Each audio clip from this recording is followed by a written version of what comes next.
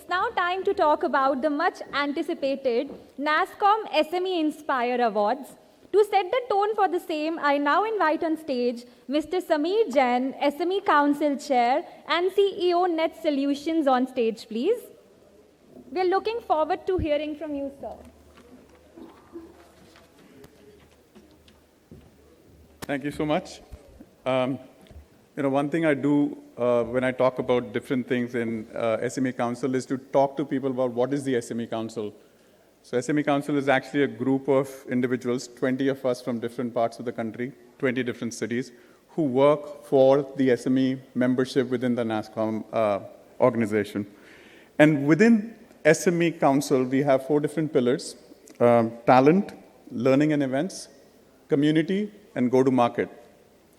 When we were focusing on go-to-market and thinking, what is it that we should do for our members, one of the things that came along was, can we do an award or constitute an award for SMEs? Because everyone talks about product companies, the larger companies keep getting awards from Economic Times and whoever, but it's the SMEs who never get rewarded for anything.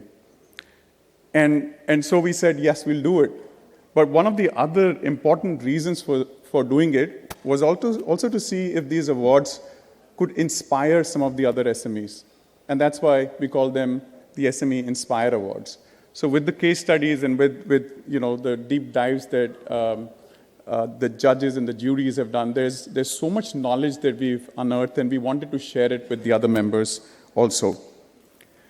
Now, talking about SMEs, it's a large group of people or companies from anything from 0 to 250 crores. And it's never going to be easy to decide who's going to be the winner for the best growth, for example, or the best HR practices. And so that was the complexity that we were trying to handle. So we did it by segmenting the SMEs even further and really cutting across tech services, BPM services, product companies, as well as the other categories. And it was also important that for participants to feel that it resonated with them for it to be meaningful to them. Otherwise, a lot of companies would not have applied thinking that they had no chance of winning anything.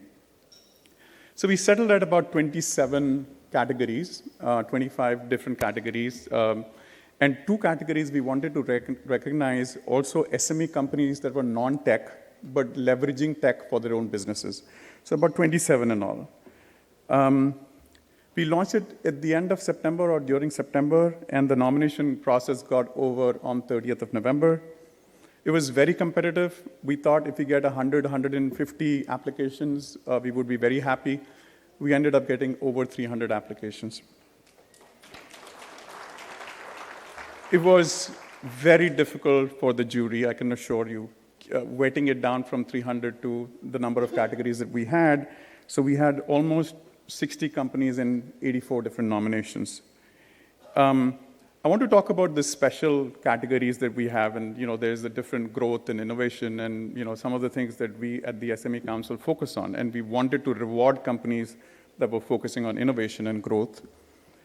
But there were a few special categories very relevant to the times we were in. One of them, the lockdown leader category, where we wanted to reward somebody who did something exceptionally well during the lockdown, during COVID.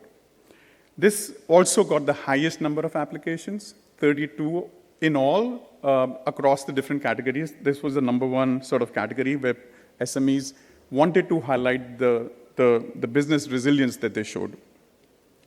Even a category like diversity and inclusion, and this is something that NASSCOM, it's very close to NASSCOM's heart, but a lot of SME companies tend to focus on business and don't really talk about diversity and inclusion.